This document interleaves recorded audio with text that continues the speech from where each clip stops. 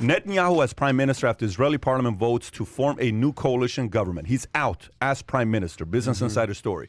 The Israeli parliament on Sunday voted to form a new coalition government, unseating Prime Minister Benjamin Netanyahu, who has led the country for the last 12 years. Naftali Bennett, a longtime Netanyahu ally turned adversary, assumed the role of prime minister and was sworn in Sunday. Bennett is the head of the country's right-wing Yamina party and is an ultra-nationalist multimillionaire. According to the AP, Netanyahu sat quietly during the vote. After the vote, he shook Bennett's hand and briefly sat in opposition's leader's chair before he walked out of the chamber. So that's how much we have here in the story. Adam, what's really going on there? Okay, so what's going on here? And I got a lot of notes here, and I'll try to break this down into three major parts. So obviously, Israel and everything that was happening in Gaza has been all up in the news for the last couple months. But everything that's been going on with Bibi Netanyahu is really a couple years they've been trying to get him out of office. And 12 years he's been in power. That's a long time, especially for a democracy. So let me start off with saying this. I'm very pro-Israel. The more that I've dug deeper into the subject, look where Israel is. Look who its neighbors are. To the north, you got Lebanon and Syria. Stable? No. To the right, you've got Jordan, pretty stable. South Egypt, pretty unstable.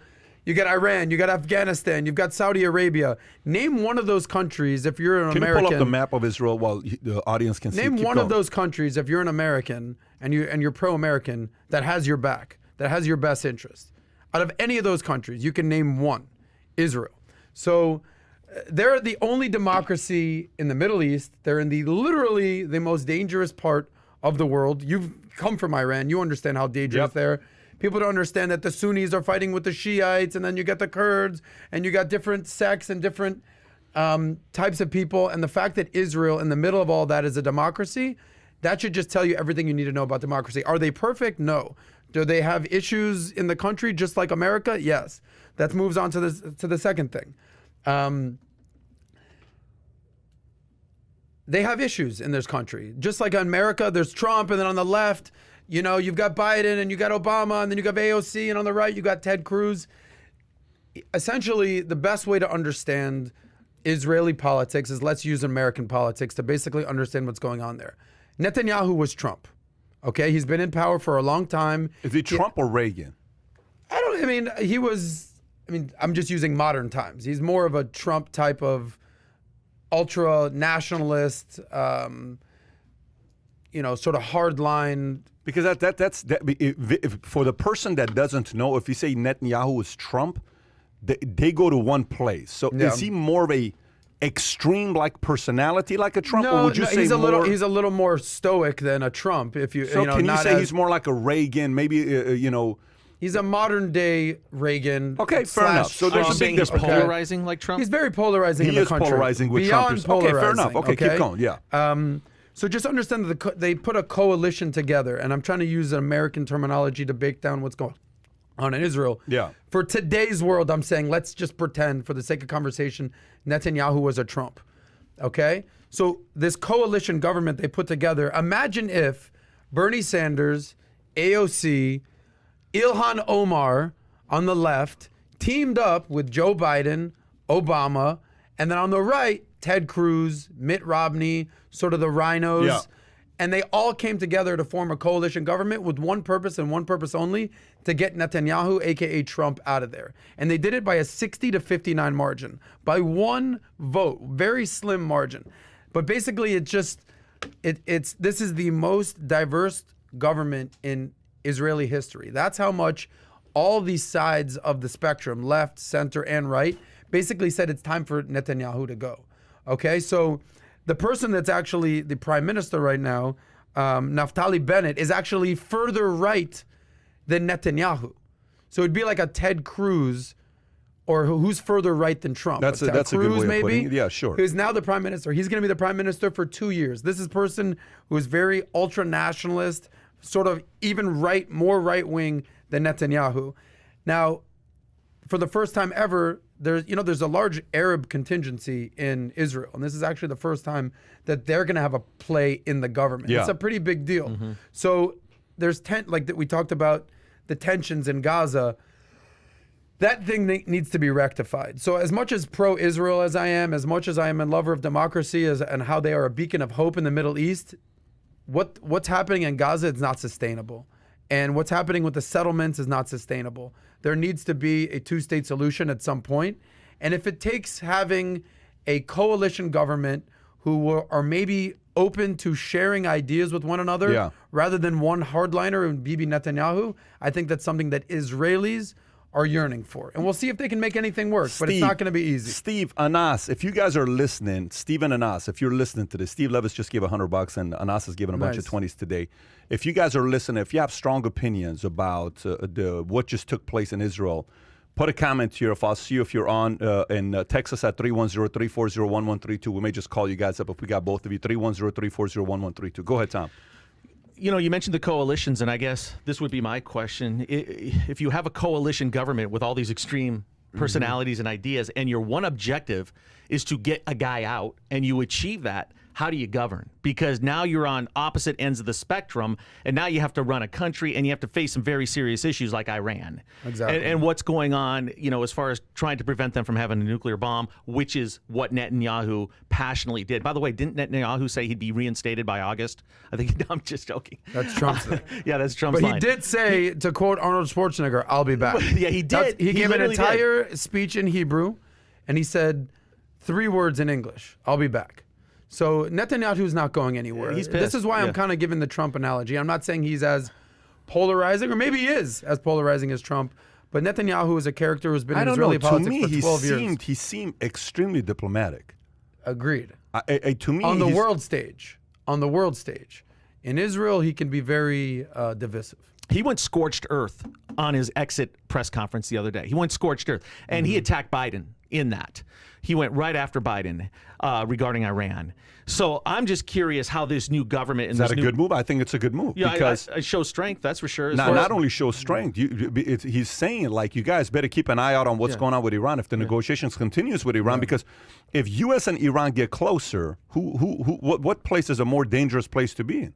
Israel. Well, because they would probably use their damn nuke, you know? I mean, that's their whole idea for having it. So it'll be interesting to see what kind of influence he has going forward, because, you know, when you're in power for 12 years, it's hard to give it up. And how the new coalition government is going to handle Iran. Let's talk about our friend Scott Galloway to bring that back. One of his major 3 categories that he said you should focus on is relationships. So speaking of relationships, Netanyahu had a pretty damn good relationship with Trump. To the fact when Biden won election, you know how long it took him to call Bibi Netanyahu? 3 weeks. 3 weeks to call one of your greatest allies, to call him. He's probably got a rotary phone, doesn't know how to use a cell phone. Maybe that's what it is. You know how long it took him to call this Naftali Bennett? 1 day. God. So the Democratic Party, here's a message to all my Democratic Party friends here in America.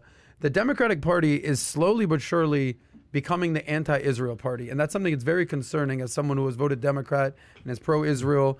It's becoming more and more likely that Jewish people, Steve, I'm going to call on us. Hang tight. are going to start hearing some of the rhetoric that's coming out of the left wing of the Democratic Party and saying, I can't stand for that. I'm going to start looking towards the right. Because all of my Orthodox Jewish friends or any conservative Jewish friends, they're Republicans.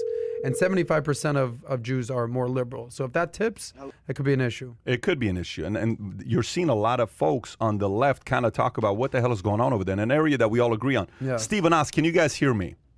Yeah, I hear you well. Our friends how are you doing back. today? Steve, can you hear me as well? I heard Anas. Can you hear me as well? Steve, do we have you on? I think we just lost Steve. Hang tight for me 1 second. Let me call Steve. What's his name? You know who's... Your call has been forwarded. Come on, Steve. Pay the bill. Steve texted us. He texted us, but let me see here. Give me 1 second. You know, you never doubted for a second where Trump stood on Israel, ever. Your call has been forwarded. Okay, guys, if you're listening, just call that number back. Both of you guys will get you on. You never doubted where he stood. On Israel. I mean, he was probably the most friendly president for Israel ever. I mean, ever. Look, when you got did Russell Brand love Trump? No. Did Bill Maher love Trump? No. No. Not at all. Did Scott Galloway love? Did these people sit there and say, "Oh, Trump's the greatest thing since sliced bread"? No. No. They're all in agreement on what's going on right now with the Democratic Party on positions they're taking. Like, what the hell are you doing? Like, it's almost like, dude, what are you doing? You're offending the family. You know what I mean? Like, hey, you're not making a family look that. I don't stand for that. I don't stand. I'm willing to defend my side to a point, but not for this. Yeah. I've been a diehard Laker fan for my entire life. Since the day I came to the States. I came November 28, 1990. You know what happened a couple months after that? It's the Magic. Bulls-Lakers final. It's the Bulls-Lakers final. It's the Jordan going up over Sam Perkins, right? I watched that on black and white TV when that took place, and I'm a diehard Laker fan. I was devastated when the Lakers lost. I've just been in the States for a few months when I saw that game. I'm like, dude, this sucks. My team just lost to this guy named Michael. Apparently, everybody calls him the greatest. And that was his first championship. I watched Michael win every single championship, back to back to back, Rockets, back to back to back, and then everybody else came right after Jordan when he left. I'm a Laker fan, but even as a Laker fan, it's the first time the last 2 years I have not rooted for them because I don't like how the game is being manipulated into fans. We have to agree on one side just to support the NBA and how much it's in my face today. I can't just enjoy a game anymore. As a fan, I've stepped away from the team for the current time being. I may come back, but I'm not rooting for the Lakers. But when they lost, I said, good for the Suns. Go win a championship. Do whatever you got to be doing, right? By the way, who are you choosing to win the whole thing between the teams that are left? Well, I got Milwaukee winning that series because of the injuries. You got Milwaukee winning it all? That series. No, winning that series. Winning it okay, all. so I'm just breaking it down round by round. I love Atlanta. They're a fun team to watch, but I think if Milwaukee beats the Nets, they're coming out of the East. I don't think the Clippers are going to beat Utah. I think maybe there's an issue with Kawhi's knee, and Utah's not going to lose at home. Dunk. So I'm going with the Suns over Utah in the Western Finals and beating the Bucks in the NBA Finals. Give me the Suns. I'm going to take, shocker alert, I'm going to take Brooklyn, even though that Kyrie's hurt and that Harden hasn't been back yet. I know you said that they had a 0% chance, Tom, but as long as one of those two guys are healthy, Kevin Durant looks ridiculous right now. So I'm hoping Milwaukee Brooklyn. wins. Yeah. I'm hoping Milwaukee wins is who I'm hoping for. Is what I'd want to see. Back to your analogy with why you've been a lifelong Lakers fan, and now for the last few years you're not exactly rooting for the Lakers. I think Dems are going through that right now. I think both sides. I think this is the power of being an independent free thinker. That if you're just only saying I'm on this side, I'm a Democrat and I agree with everything, or I'm a Republican and I agree with everything, it's very dangerous. Tell me which part of policies on the right has changed. Policies, not positions, not personality, policies. You're saying what? Since Trump has been in office? Policies. For example, let me explain to what I mean by this. Yeah. Did the right under Trump all of a sudden go for pro-life to pro-choice? Did the right all of a sudden under Trump go from low taxes to high taxes? Did the right under Trump all of a sudden go from, protecting the country with security to now, no, let's not do military? Did the right under Trump all of a sudden go away from freedom of speech to now you're being controlled? So what policies changed under Trump? What policies changed under Obama? What policies changed? I didn't say Obama. I'm saying under Biden. No, I'm saying what policy. I don't think either side has changed policies. But the point is the protection of Israel has always been unanimous.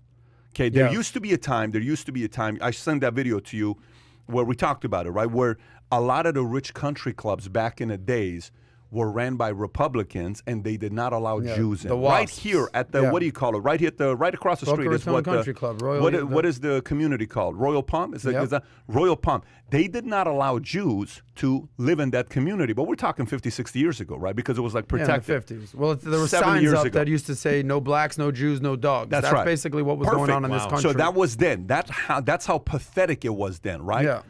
And so they were welcomed by the Democratic Party. So the Jews said, I'm part of the Democratic Party because they welcome me. They've had them for 70 years, they've had that vote. The Democrats had the black vote for how many years? Since 1960. That's 60 years they've had that vote, right? Gradually, if they're flip-flopping with their position of no longer supporting the Jewish community in Israel, they could easily lose that vote today. Easily lose that. That's what I'm saying when I'm saying the right didn't change their policies. The right just hated Trump because Trump called that McCain, Trump called that Bush, Trump called that Bush Sr. Trump called that a bunch of people who are veterans on the right saying, I don't care if you're a prisoner of war. I want to make sure you don't get caught. Like some of the comments, that's how he lost a lot of people. Not policies. Well, pure on some policies, he did change the traditional. Such as?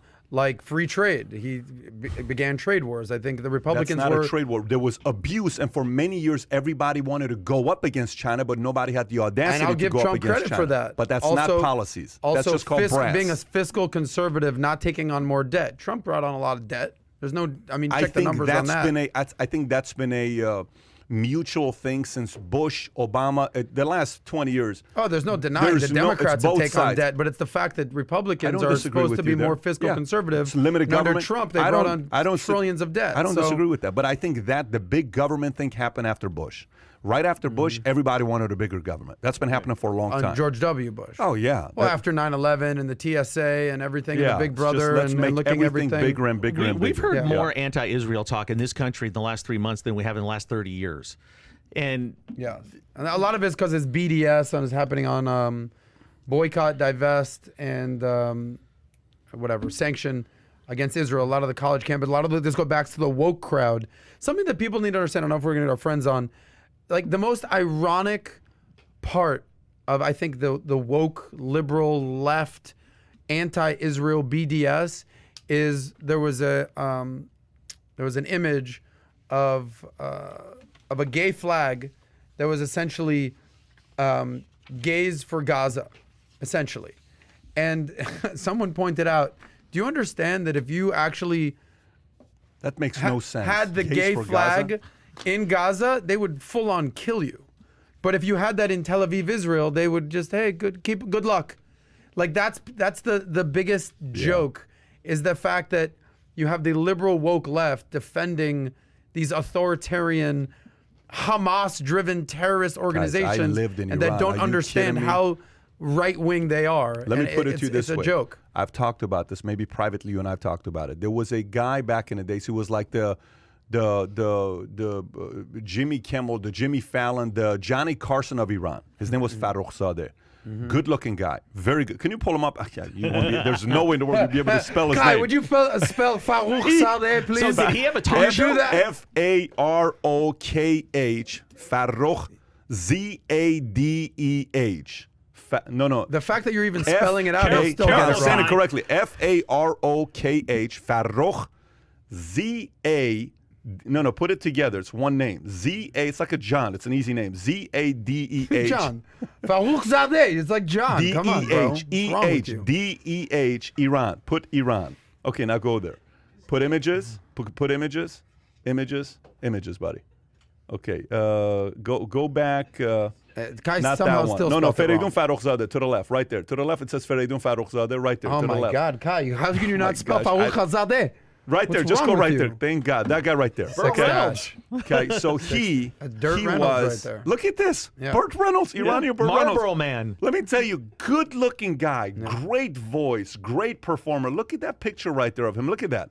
That's an Omar Sharif-looking guy. Yeah. Well, anyways, there is a speculation that he was gay in Iran. And later on, based on that outfit, I'm gonna go. The speculation was correct. Then, if that's the case, half of men in America who are Metro are gay. Do not talk that way about Farouk Zadeh. You may not dress like that on the podcast, but you dress like that every day when he comes to work. Black and white. Does he not dress like that every day he comes to work? You guys should see how Adam dresses. Adam dresses like a bullfighter. Guys, I would like to be now called Farouk Zadeh. That's my new name. Do not butcher it. How you better spell that shit right. Farouk Zadeh. Anyway, so tell us about Farouk. He was gay. The rumor had it that he liked men. Yeah. And anyways, eventually he's at a hotel in Europe. They go find him. They chop him up. Who's they? The Iranians? The Hezbollah. Ayatollah? The Ayatollah's camp. They find him. They chop him up, and they take his privates. They cut him up. They put it in his mouth to prove a point. Take a picture. Send it out there to say, here's what we do to folks like you. Unbelievable. Okay? For everybody else, we dare you to come out the closet. Yeah. Do this behavior again. See what happens. Folks in America think that's a joke. Dude, in Iran, we'd be driving, and if a girl has her hair being shown, back in the days, I'm talking the era when I lived there, back in the days, if you had your hair being shown, they would take you in, whip your back 77 times. You would hear that number constantly. So if you see many times when you'd go to the beach, and you'd see a man or a woman in the back that's got their back looks so like, what is wrong with this person's back? It's not what's wrong with their back. They got arrested. Lashes. They got whipped. They got lashes in Iran. Jesus. This was normal in Iran. It wasn't like the new CNN 8 o'clock tonight. John Jones got sliced 77 times. No, that's not like that. It's just, all right, cool. Sounds good. All the best. Next time, don't screw up. Yeah. It's a different kind of a culture. So many people in America who are saying gays for Gaza, I challenge you to have the courage to go do that in actually Gaza and see what happens. So if you enjoyed this little short segment from the podcast that we did, here's another short segment to watch. Or if you want to see the entire podcast, click over here. Take care, everybody. Bye-bye.